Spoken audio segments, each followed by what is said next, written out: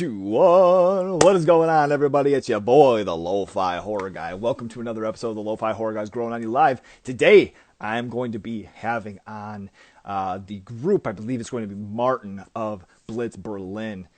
Super excited. Unfortunately, I had to push this back once, but we got it going today. We're going to get my man on. Get this on a roll and stuff. Hey, what's going on, my man? How's it going, buddy? How are you? Good. Thank you very much for taking the time today. My pleasure, man. Thanks for having me on. It's so sick. I absolutely, I've been loving the stuff that you've been doing. This, Martin, correct? That's right. Okay, all right. And then in the group Blitz Berlin, it's yourself and then Dean Rode and Tristan Tarr, correct? That is correct. Yep. Two longtime friends and collaborators. We used to play in punk bands like in high school together, kind of shit. So we've been together for a long time. Yeah. Okay. All right. We're going to dig into a little bit of that here in a little bit here. All right. But as far as the show, generally, I start out with a couple of just, fun icebreaker questions. The remainder of the rest of the interview is about you and your craft, your band. Cool. And then I have one finale question that's written just for you. So all right. we're going to get kicking. Sounds good, man. All right. So first and foremost, originally you guys are from British Columbia, correct? That's correct. In fact, that's where I am right now. Born and raised in Victoria, BC.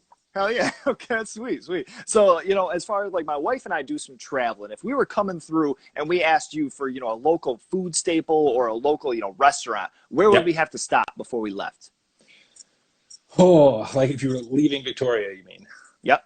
Oh, man. Actually, this is probably just like a personal favorite, but there's a restaurant downtown here called Shine Cafe.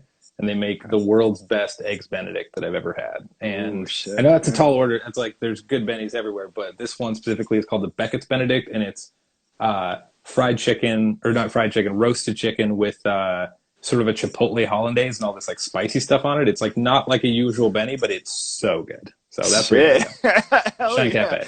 Hell yeah. All right. It's real good. Generally, I hear a lot of like dinner things and just bigger meals, but a breakfast, man, that's like... Yeah, that's a good choice. I love it. Awesome. I love breakfast any time of day. So there you go. For sure. And now, if I could ask you, as far as if you could have a side project, you're just doing something right now while in quarantine, and you could have a band with any other 4 members out there, who would you have in your band? Okay. And by no means, I don't want to break up Blitz Berlin. Don't take it that way. Oh, no, we're breaking up. They're done. No. Just turfing them right now. Geez. I mean, it's funny because when we played in a band before, as a vocalist, I was a vocalist in the band, but most of the guys I would list that I wanted to start a band with would be vocalists, which would be, pretty unlistenable. But I would have to mention Keith Buckley from Every Time I Die is like the number one guy, for sure. For sure. I'm gapping on his name, which is embarrassing, but the guy who drummed the first 2 Mars Volta records, absolutely would want him on drums. Okay. All right. Sick. Actually, I'd pretty much just take the Mars Volta. Every member of that band. Nice. 100%. Nice. I'd be the lighting guy. I'd sit there and watch them play.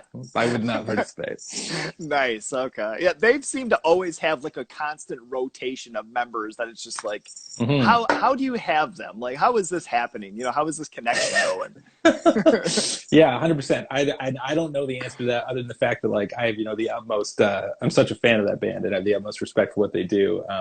But I think that with that kind of like insane creativity, I think comes, I'm making a generalization, but an amount of just like spontaneity and stuff. Be like, this guy didn't show up for band practice. He's fucking out. He doesn't understand how brilliant the song is. Like, I don't know the guys personally, but I think there's maybe an element of that. So I've seen interviews with, Omar and Cedric over the years, Will Bell, basically say like, yeah, we regret kicking out that guy. It was like not the best call. So I think a lot of it is, I don't know, man. You can't account for genius and the things that come along with it. And I love that band. Yeah, for sure. Okay, so now tell us, as far as with Blitz Berlin, tell us how the band came to be and your role in the band primarily. Yeah, so I mean, Dean and Tristan and myself played in a like emo punk band many years ago called The Set, and we toured all across Canada and the States, and signed our first record deals back in the day, which of course didn't go the way you thought a record deal would go, and like we sort of had our trial by fire, as many bands do of the music industry, and then we're living in Toronto, I guess about 10 years now, and got a call from a music video director that we'd worked with many times, a guy named Colin Minahan, who had directed some of our band music videos, and he got his first bit of money to make his sci-fi film that he really wanted to make. And so it was like this late night phone call. It was like, can you score my fucking movie kind of thing? And I was like, totally, like, no problem, man. And then hung up and was like, oh no, like, how do you, like, how, like, we're literally Googling how do you score a movie at that point? Because I mean, we'd you know, knew a little bit about music production and orchestration and everything, and we all have music backgrounds, but there's a huge technical leap between that and knowing how to, you know, score a feature. So it was a lot of you know, say yes and figure it out kind of thing. But it came at an opportune time, because right around then the set had kind of fallen apart, and we were trying to figure out what we were going to do next, but we still loved making music together, and we were making these really experimental records that we didn't really know where they fit. And so around that time, being able to score a film kind of helped us also find like these new avenues of how we wanted our band to sound. And that's kind of right around the time that Blitz was born. Oh, okay. Was this Extraterrestrial, or was this before that? Well, this is Extraterrestrial, yeah. That was our first movie, yeah. So that was like the first kind of diving into it, was just kind of Googling and figuring everything out, really?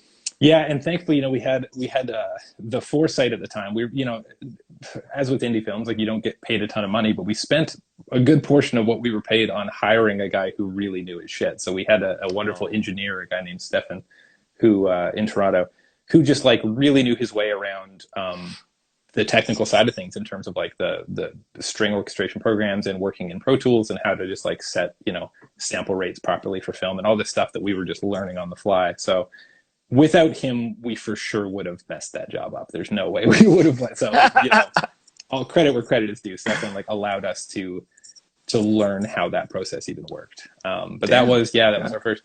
It was also, it threw us for a curveball, because when we said yes, we're making all these mental assumptions, as you often do when you have a conversation with somebody. You know, sometimes you can come away and you've each taken something different from that talk. Yeah. And we took from it like, oh, he probably wants a score that like sounds like we do. So there's going to be like some drums. And there's going to be, maybe it's going to be some minimal like synthy stuff or something. Yeah. And then we actually got the references, and it was just like John Williams, Hans Zimmer, like it's all orchestral. It's like the most complicated. Like, oh my God. So that was a challenge. We figured it out. I mean, so like with that, you know, did you guys have a lot of instrumentals that you're using that were live instrumentals, or did you go into it more with you know, or like keyboards, but like an organic sound with that?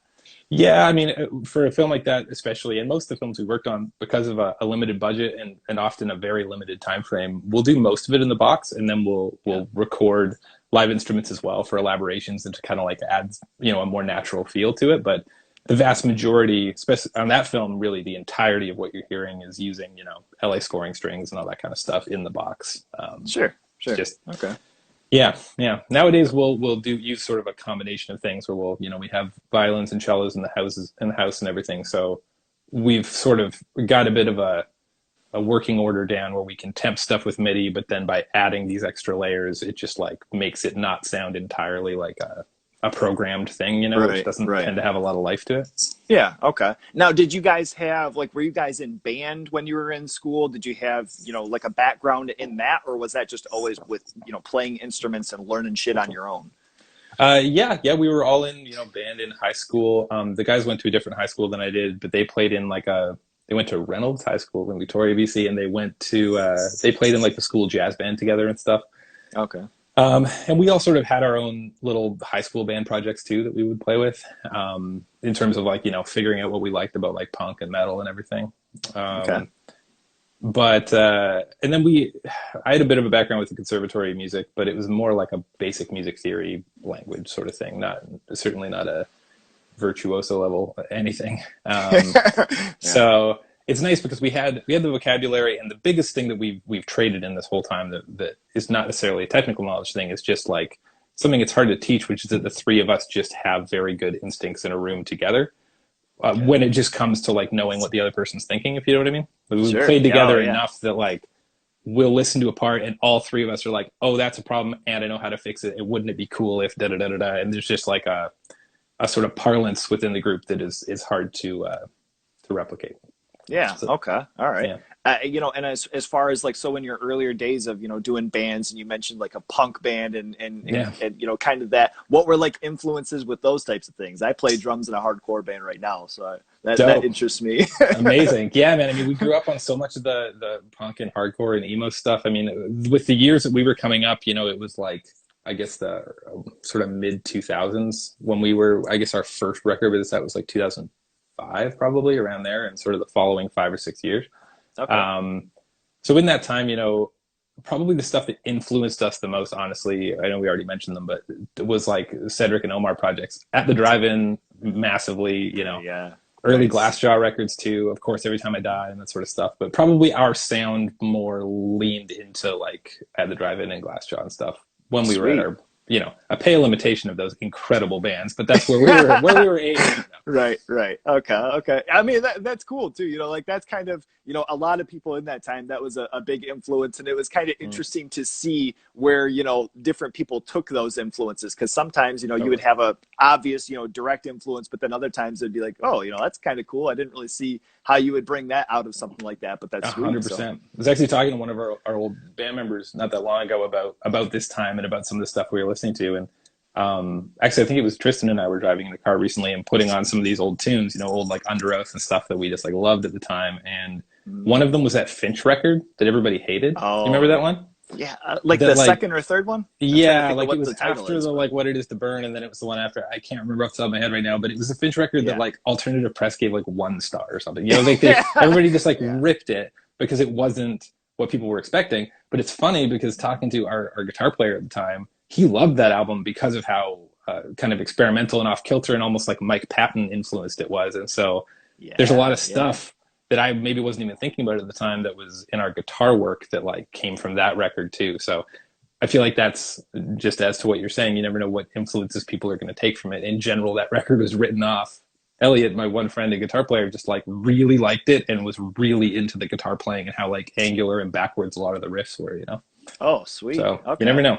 Nice. Yeah, hell yeah. If somebody were asking you, today as far as, Blitz Berlin and ask, I'm a new fan, what would you consider, your one piece or your one track where you're like, this is, where we hit a home run with it? That's a tough question.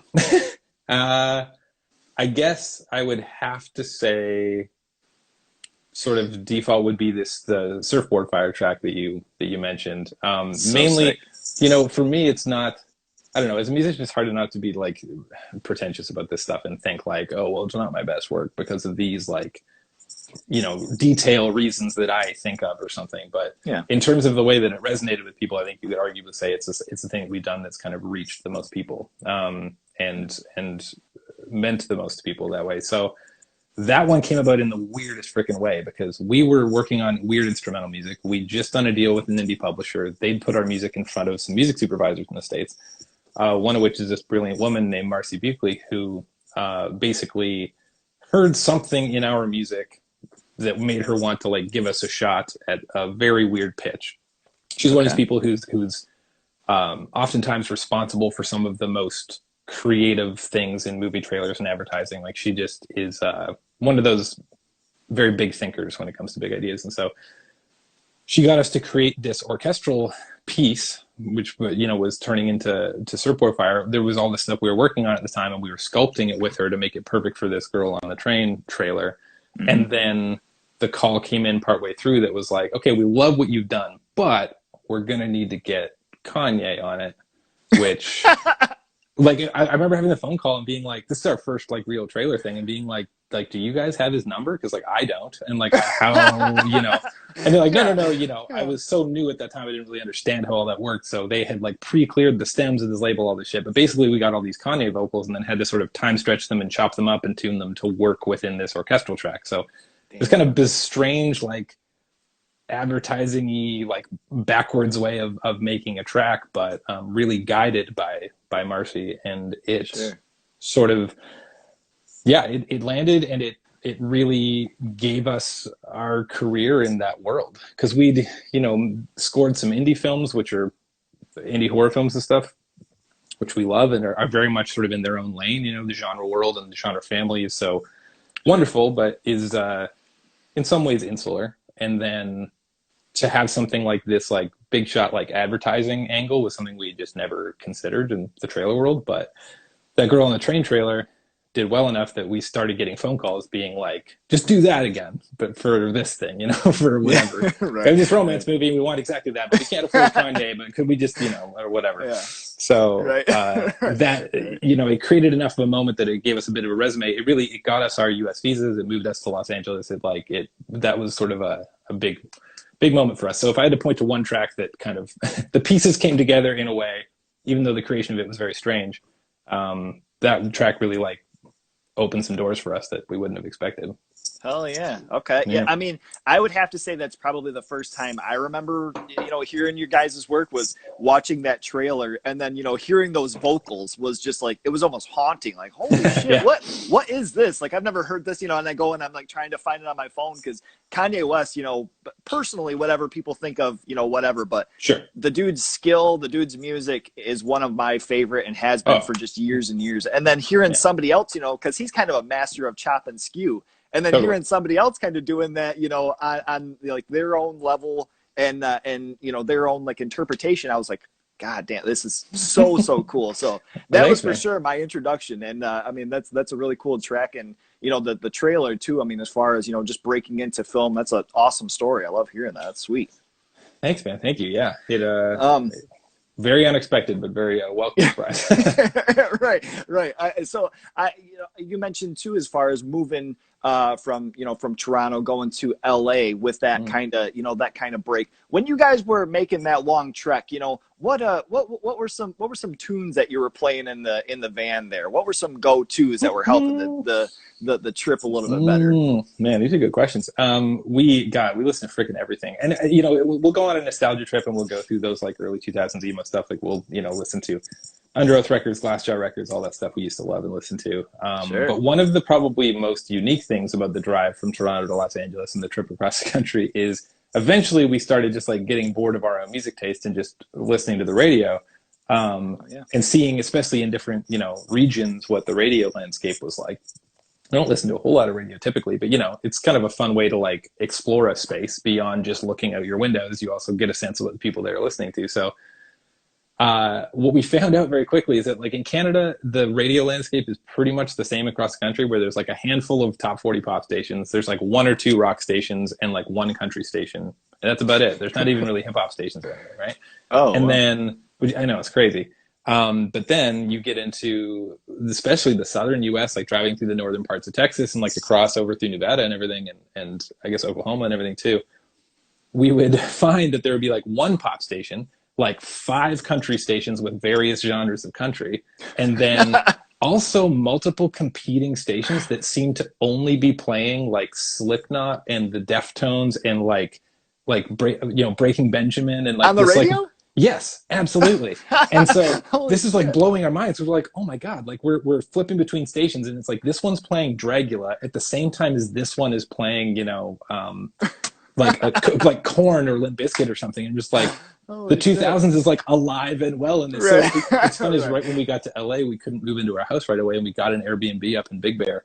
And living up there after that drive, like we found that the only music we started to make was just like, let's just make like new metal, man. So we're just like jamming on these like heavy freaking riffs, and it was just like a blast from the past. It felt like my high school playlist, but it's very much on the radio still, which is cool. And those bands still tour, which is amazing. Yeah. I know, that's wild. Now, are you playing guitar? Are you playing bass, drums? What are you doing with doing stuff like that?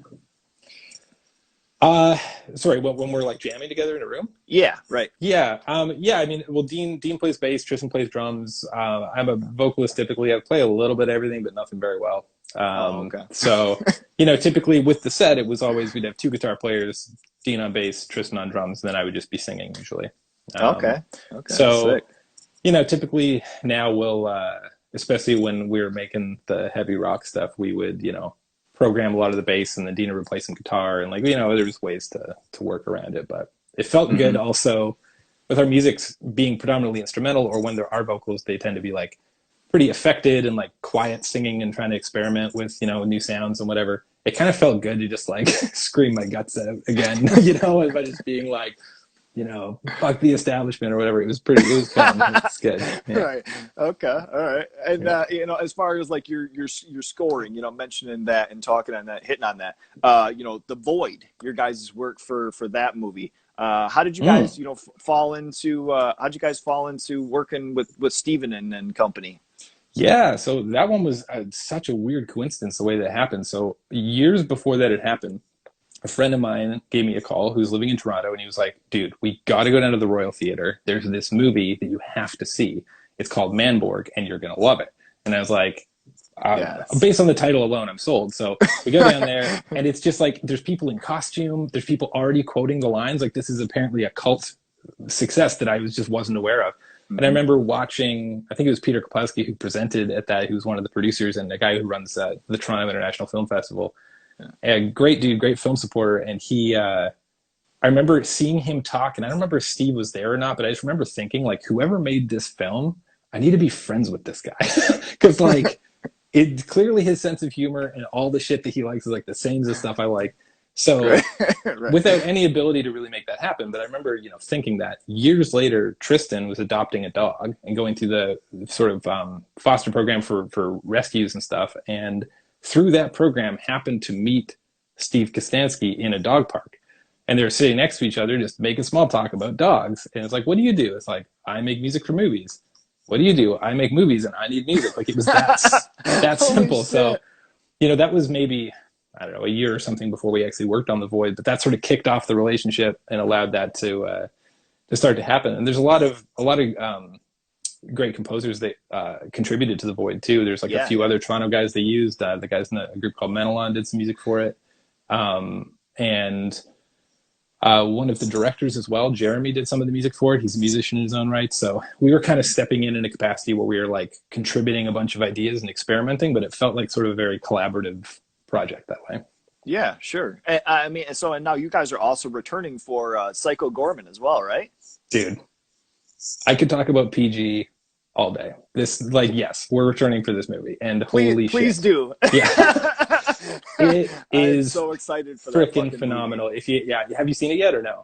I have not. Okay. No, I haven't been able to get to any like festivals or anything. US has been kind of weird. There's been different ones that it's been playing like in Canada and different countries, and it's like a not landlocked, but it's locked to just the country where you can't totally take part in watching it. So absolutely. I've messaged Steven because I actually had him on the show, and nice. I've messaged him a couple of times. I'm like, dude, you have to let me know when this thing comes available because I need to watch it first day. It looks so awesome. It's fantastic, man. You're gonna love it. It is just the most Steve movie. Whereas the Void was very much like it was him, it was Jeremy. Basically, The Void was they've made movies, as I'm sure you know, that are very tongue-in-cheek and have a humorous element to them. And The Void was very much there, like, we want to make kind of a more serious, like, Lovecrafty sort of horror thing. So PG is very much I guess if The Void was like, let's go more serious, PG is the exact opposite reaction. It's like the most batshit crazy, hilarious version of what I've seen Steve do. And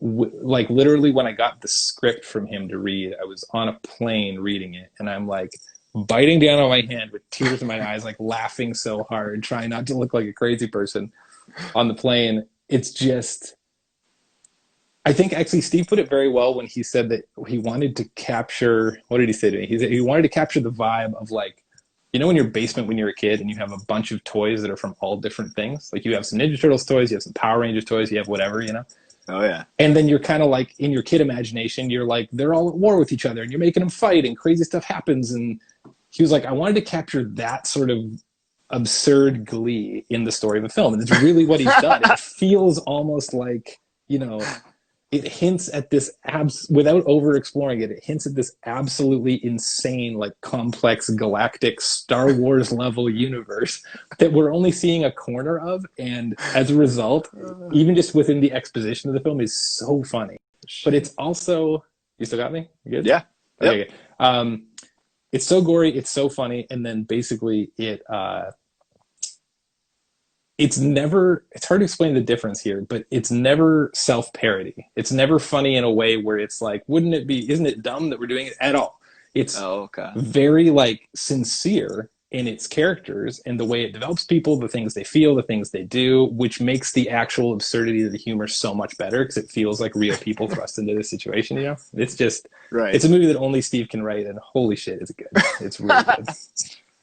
God, I cannot wait. What is, what did you go into it as far as like inspiration for, music wise? Like, what was kind of your first take on going into it? It was an interesting one for us because it felt like, with every film, you ask yourself the question of like, theme and what is the musical voice here and character stuff and whatever. But typically it's very much through the lens of like, this is a Blitz Berlin score. These are the things that we do. And this is why we've been hired, is to create a sound that sort of feels like we're adding our own color palette a little bit to this film. Whereas PG felt a lot more like character acting or something.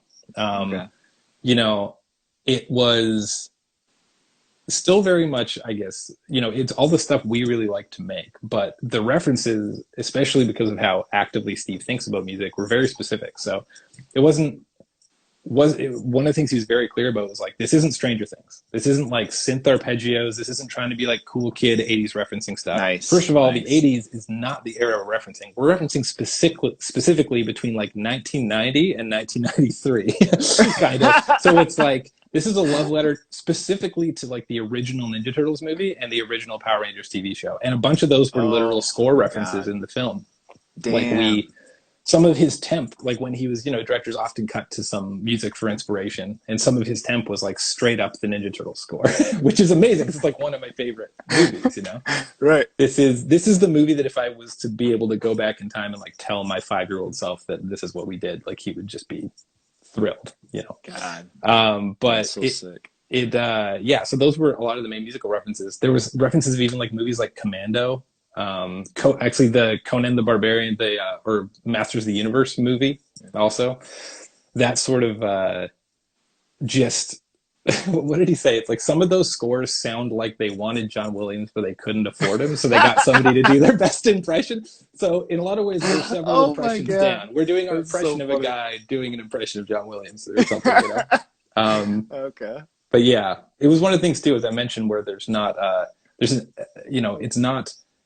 self-aware in the way that the score is ever in the film, like winking at the camera, being like, isn't this funny? Like the score as part of his world and part of his humor for this needs to be fully self-serious. Like you need to get the impression that the guys scoring this movie think that it's their most serious dramatic project. So we really approached it with that mindset. We have to do like our best to make this like feel like it's done in earnest, God, that it's so amazing, but it's like such a hard juxtaposition to go back and forth between, because that's like it's funny listening to, because it's like I'm gonna watch it now and I'm gonna kind of have this impression where I'm like gonna hear this shit and be like, man, it's the most serious, but god damn, is it ridiculous? I cannot wait. Can't one wait. Thing what I should actually, sorry, one thing I just should mention about that is interesting is that we part of that and that sort of almost like role-playing approach to music is we were creating these made-up bands, because there's parts of the movies that needed sort of like song syncs from certain eras, but of course there's not a budget to like actually get like a Bon Jovi song or something, so we need something that like feels like it's in that world. So we would create these bands, and then through our old touring days connections, we just know a lot of like really great vocalists and stuff, and so one of them is Rhodey from Protest the Hero, sings one of the songs on there, which is amazing. He does like his best, like just Iron Maiden kind of like, as only he can do. Yeah, sure. Another guy from Victoria named Danny Dean, who's like plays in an Aerosmith rock band these days, and it just sounds like, the 80s. He's got that belter, raspy, amazing voice. So like that's one of the fun things that you'll hear on the soundtrack for the film as well, is that there's these bands that are fronted by very legit vocalists, which is kind of sweet. Holy shit. What did you guys take from working on something like Extraterrestrial or even The Void and learn from that and make, something as recent as like PG even better? Yeah. Or some challenges even with those earlier things that you had to go through. Sure. I mean, thankfully, one of the challenges for us hasn't really been like, what do we write here? Because I think that was one of the things that's very helpful about the chemistry between the three of us and the way that we interact is there's always an idea in the room. Like there's if anything, there's too many ideas and we have to whittle them down, which is a good problem to have. Yeah, for I'd sure. say the biggest things that we struggled with and that we ended up learning were, especially on the technical front, just like what seems simple-ish now, just like, how do you load a movie into Logic? Can you do that? How do you sync it up with the time code? Like, how do you, what are ways that you can program strings so that you're not just nuking your central processor? Like, there's got to be, all these workarounds and tricks and stuff. So I think every film we do, we become more efficient with that. And one of the things probably that's helped us as well is the trailer work, because it requires oftentimes just as much musical complexity, if not more, because they want every sound known to man to happen in this like trailer that sounds like the world is ending or whatever, and they need it in 2 days. So it's always like a Friday night request and it's due Monday morning, oftentimes, right? And it'll be like, we need full orchestra, we need this reworked, we need da da da da. So that has been over the probably hundreds of trailers by now that we've worked on in some degree that never landed. It's always a just like trial by fire situation where you're thrown in, and if you deliver this Monday morning, you might win the job, and if you don't, you won't get the call next time. So it's like hyper competitive, but kind of fun in that way that just makes you like, it makes you learn tricks and get as efficient as possible with this sort of stuff. So I think on a technical level, definitely we were much more suited today to do a film like PG, which has such wild variances in tone and music than we would have been, before scoring those earlier films. Yeah. Okay. I mean, have you guys had, a particular piece that you can think of that you've just busted your ass on only to not even get it? Oh my God. I mean, the list of the things that we've landed, like people will be like, oh, it's cool that you work on da-da-da. I'm like, man, you should hear the list of stuff that we didn't land. Man. I mean, it's everything. We've like that, the nature of the beast in that world is that, especially on the trailer side, I mean, there's films which break my heart to lose, because a lot of the films we pitched on are so fucking cool and I've wanted, and slipped away for one reason or another, or are still in play somewhere. But with the trailers, it's sort of just the name of the game that a lot of times, let's say a movie studio is doing, I don't know, Star Wars is a bad example because it's all very in-house Disney-ish sort of stuff. But let's say it's I mean, Top Gun, for example, which is one of the trailers we worked on last year. That trailer has like the production company being Paramount and Bruckheimer and all that sort of stuff, right? But then what they'll have is basically every trailer house, or like 5 or 6 trailer houses, all working on different cuts of a trailer with different music, with different approaches, with different everything. And so to be in the room, even if your trailer house's favorite, you are probably still against multiple other. So it's sort of the nature of the beast that, like, we figure over time that you're going to get about 10% of what you work on, basically. So for every Top Gun that we're lucky enough to get, we lost like 4 Star Wars films or something, that we're just like, come on, I want the freaking, and right.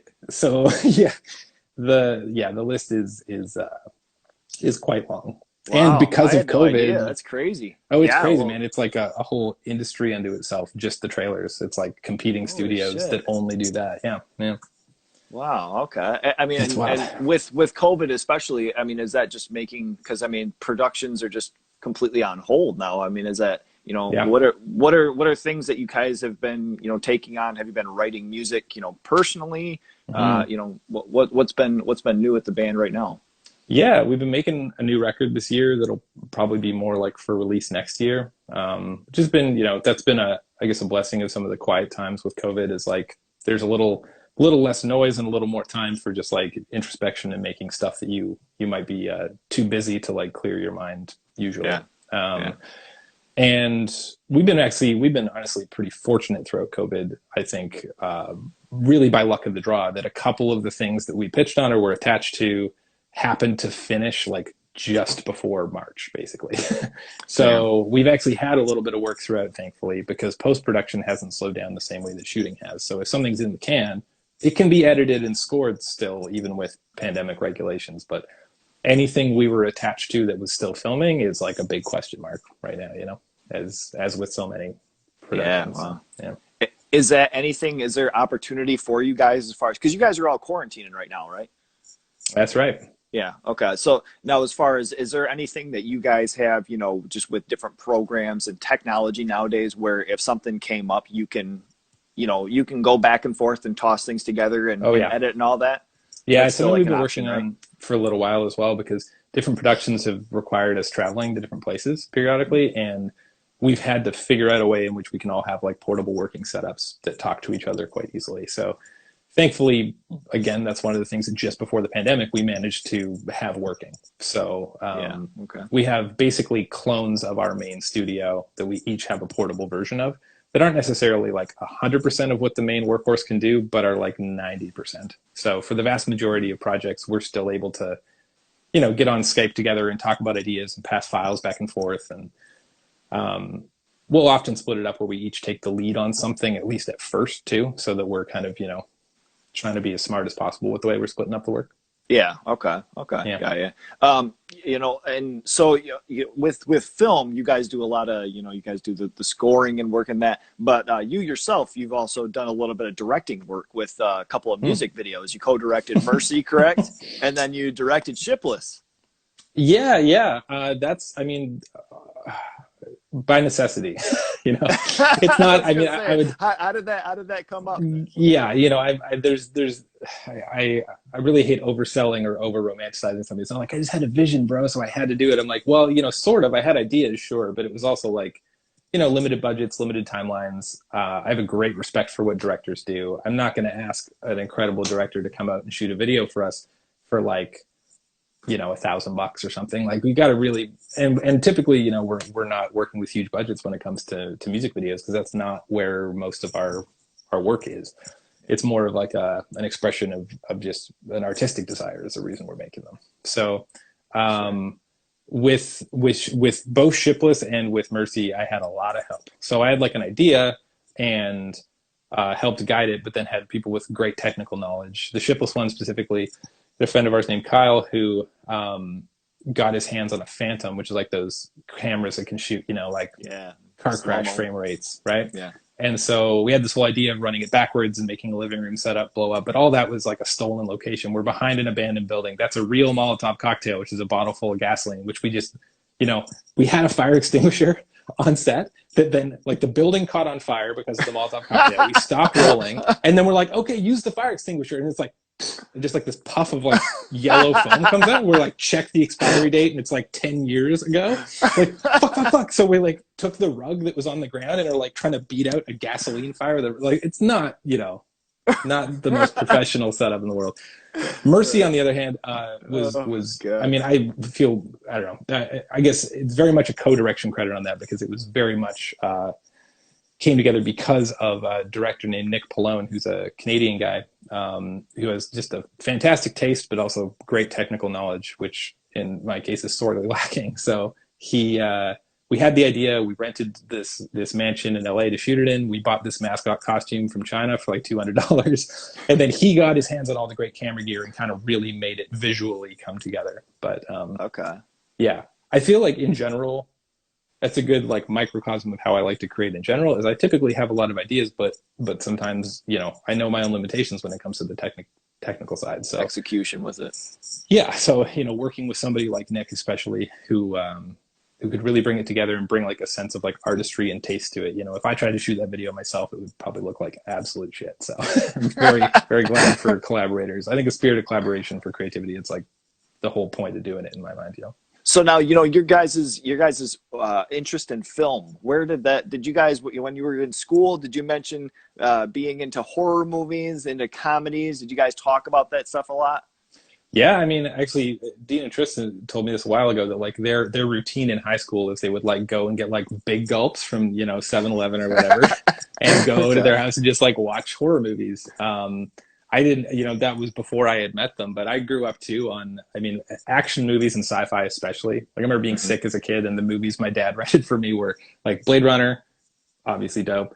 And then also by the same hand, Big Trouble in Little China and Escape from LA. So I got like my Kurt Russell education, which is important. And so yeah, we just grew up as massive film fans. And even when we were making music in a band, there was one of the things that we always did either with our album names or song lyrics or whatever. Like there's so much film referencing in there because it's a medium we all just really enjoy. So when it came time for us to actually take a swing at participating in it, it was both very exciting to be able to be able to work on something we've been fans of and didn't even really know that this was like a realistic job for some like Canadian dudes in a band, you know. didn't seem like didn't seem like a realistic goal. So it's been such a pleasure to work with. And also back to our point about the spirit of collaboration, it's been so cool to collaborate with directors that have an amazing vision and an amazing like outlook on a story and whatever. It kind of feels like you have,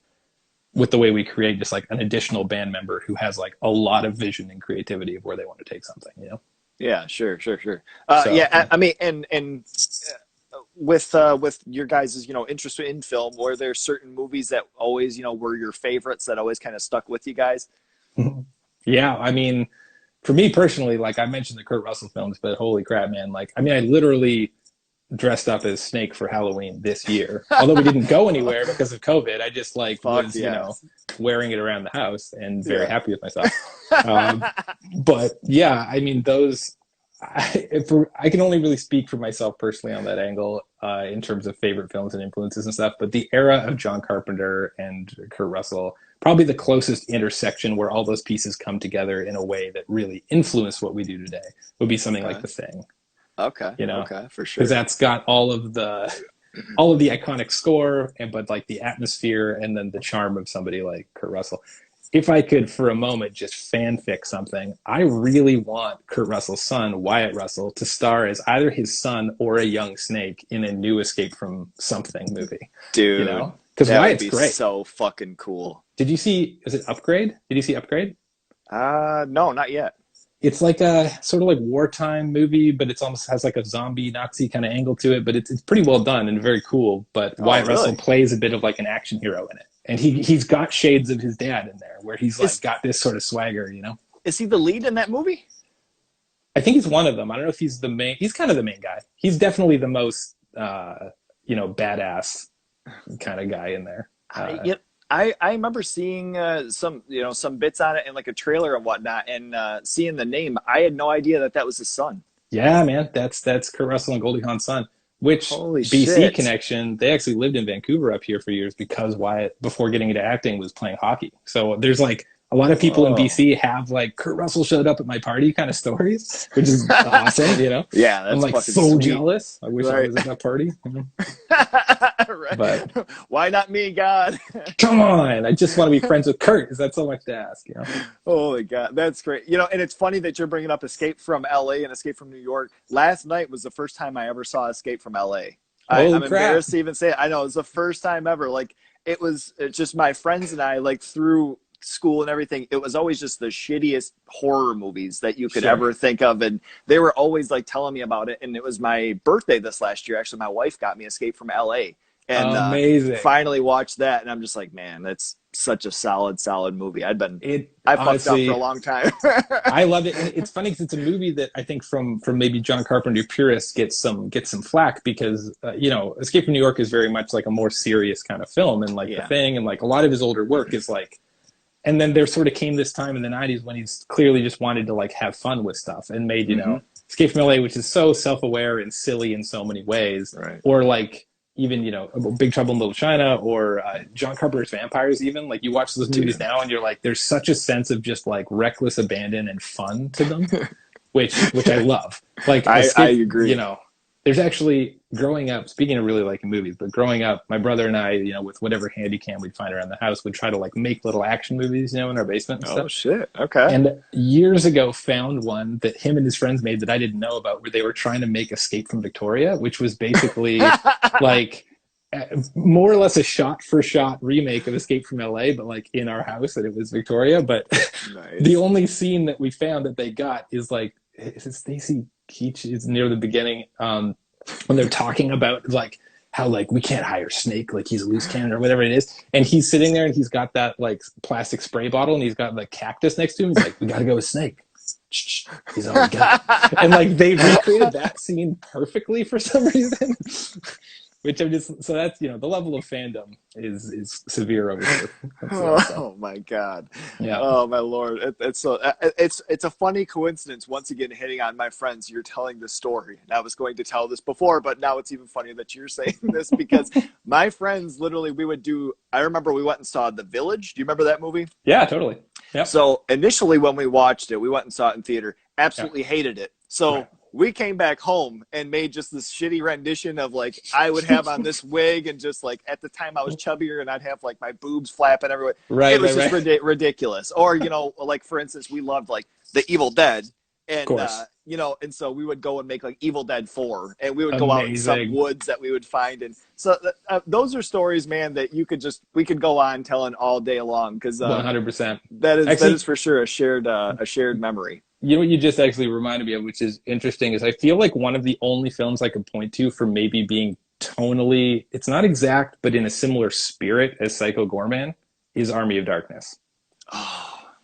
In the way that it's like, I don't know, it's not the same at all, but it has some of the same, just it's going for it and it's having so much fun doing it, It's that was one of my favorites growing up. The whole Evil Dead series is amazing. Dude, Steven needs to fucking get you on the trailers for selling this thing because, God damn it, I have no other reason not to watch this. Oh, now. Dude, I will tell everyone who listens. I'm like, this is your favorite movie that you just haven't seen yet. You need to, yeah, absolutely. That is so sick. Oh my God, that's awesome. So now as just far we hit on to some music, we hit on films, we hit on old memories and remaking movies, which I may say too. I do like The Village. At first I wasn't a fan of it, but nowadays it's all right. It's not too bad. So I didn't want to completely shit on it. No, I think a lot of people feel that way. I think it got really ripped at the time because it felt like a misstep for Shyamalan, but then in retrospect, I think it holds up a lot better than you would think. Yeah. Not too shabby. So now this is kind of coming to the conclusion of our interview here. I have one finale question, but if you want to just let everybody know what you guys have going on right now, this is your guys' opportunity, man. Sure, man. Yeah, I mean, we've got a new record coming out next year. There's a couple of projects I unfortunately can't fully talk about that we're in the middle of working on that we'll be able to talk about soon. More horror stuff, which is pretty exciting. And then the biggest things are PG, I believe, hits theaters in January and hits streaming in February. So that is going to be very cool. We're also going to release a soundtrack alongside that, which will have all the score and those songs with those featured vocalists on there. So damn, it should be fun to listen to. Yeah. So that's what we got coming up. Sick. That is awesome. Well, before I hit into this last piece, let me just say thank you so much. You're incredibly humble, man. I can appreciate that all day long. You guys, it's realistic. Well, but I mean, you have a lot of times where people, and not to knock anybody, but people, they do their things and it's a little past mediocre even, and they just completely blow it up and they're like, oh God, it's the best thing that has ever existed. But sure. I mean, it's really cool to see people like yourself and your band and the things that you guys have done and, remain humble by it. So thank you. And thank you for being really cool during all of this. It's awesome, man. No sweat, man. It's something we've talked about a little bit internally over the years. It's just like, how can anyone who's actually worked and lived in this industry ever get an ego? Because every day you are in some way crushed by it, And if you think that you're the best ever, like you must be ignoring a lot of stuff because, for every win that we've gotten, there's 10 things that I will lose sleep over. So it's a humbling industry. You gotta keep yourself in check a little bit, Oh my Lord, dear Lord, that is amazing. I know, and I mean, you mentioned like the whole kind of competitive era into the trailers and different things. I guess that was just an aspect of film that I never really realized that was a thing. That's fucking crazy. It's crazy, man. It's something you can learn about too. There's a I guess the Clio Awards is like its own basically like kind of like Grammy or not Grammys, Oscars, I guess, but specifically for trailers. And so if you just look through the Clio Awards website, you'll see like, oh, here's a list of companies I've never heard of that are responsible for so much of the stuff that I see every day. It is an industry that's a bit of like a shadow industry where it's not fully in the public, but it is, I don't know what the GDP of it is, but it's massive. It's like its own mini movie industry, basically. Damn. It's very, very competitive, yeah. Wow. Yeah, that's not, and I mean, I guess as far as me personally, like initially when you look into film, you see actors and directors and different things, but kind of the fun thing with doing this show too is looking into different people that have done special effects and different people that have done Yeah, score work and different people. There's a lot of different hands that dig into making one product. Much less all of the other shit that's out there. So it's really really cool, and I really appreciate the people and the hard work that goes into that, because there's a lot of different people that make something the way that it becomes. totally, man. So movies take hundreds of people to make, and I mean, especially on the special effects side, is something that like I am just such a fan of and know so little about. But I'm always asking Steve, I'm like, do you like need help? Like, I could like come in and like work on a miniature or something. Like, I wouldn't know what I'm doing, but it sounds so cool, Right, So right. yeah, definitely. That is awesome. All right, so let me ask you for this last finale question for you. So on, I believe, is your personal page, and I hope that I'm not going to embarrass myself and show somebody else's shit. This is you with the old map here. Oh yeah. Wow, that's way back. All right, so we're going a little bit back here. All right, so we're looking into a post. Yeah, all right.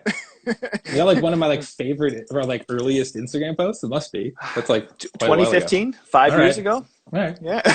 So Fair. You mentioned on here maps are cool, and that your folks went and they did a trip, and they went through the Highlands of Scotland, and looking into your family history, and you found out that you're part Norse.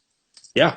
All right, so through this, I wanted to ask you, all right, if you could go back and you dug into a trip, and you went way back looking into your ancestors and whatnot, and you found out that they invented any one instrument, what would you want your ancestors to invent? Any one instrument?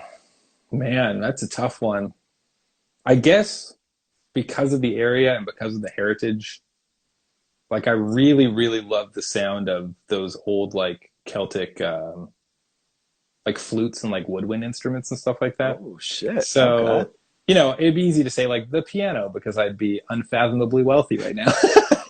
But Right. but in terms of just like cool factor or some like element of I don't know if it's because that music's in my blood or whatever, but like whenever I hear those sort of instruments, those sort of scales, those sort of arrangements, it just like immediately speaks to that like on a blood level. So I think it'd be very cool to have some family history tied with that. I see an artist, a girl named Ivor. You ever heard of her? That sounds familiar. I recommend Googling it after just for the YouTube video. But there's this video that went viral a while ago where it's just her standing on some rocks and she's playing with the drum and singing. It's in front of like a mermaid statue of some sort or whatever in like stormy waters. But it's singing in a language that I don't understand. But it is this. It's one of the videos that I don't know. Wonder if you'll feel the same way. But you hear her sing. She's gone on to do God of War and all this stuff. Like she's very successful now in that world. Okay. But it just feels like there's some like genetic level connection to what she's doing that feels like a memory I didn't know I had or something like that. So I guess in the roundabout answer to your question, I would love to have to find out that there's a reason for that connection. So maybe, if my family could invent one of those, that'd be cool. Sick. Yeah, I do that. I mean, that's a better question than I could have, or a better answer I could have asked for. Shit, because I kind of figured like I go over some of these every once in a while with my wife, and I was telling her about that, and she's like, I don't know. That's pretty hard. Like, how is he going to decide that? And I'm like, I don't know. Shit, you never know. And then, I mean, getting like an old like heritage like woodwinds instrument, that's awesome. My family's Scottish Irish too, so it's kind of cool as far as like hearing something like that and getting something original. That's so sick, man. I mean, being Scottish Irish, you might honestly have a little bit of Norse as well. It's like apparently a fairly common thing because of the way that everything was conquered over there back in the day. My dad has a red beard. I have flecks of red in mine, which apparently is a marker that like there's some Norse in your heritage. So there you go. Damn, no shit. Yeah. Look, man. Well, this is going to conclude our interview here. Thank you so much once again. I look forward to everything that you got coming out, and I've been loving everything you've done so far. So thanks so much, man. Thanks for having me, man. Absolutely. All right, you take care. Stay safe. Stay healthy. We got the Lo-Fi Horror Guy, Martin, my man from Blitz Berlin. You guys take care. All right. See ya. All right. See you, man. He's a lo-fi horror guy. Yeah, he's kind of a guy, but he is so lo-fi a horror guy. Yeah. Lo-fi horror guy has been recorded in front of a live studio audience.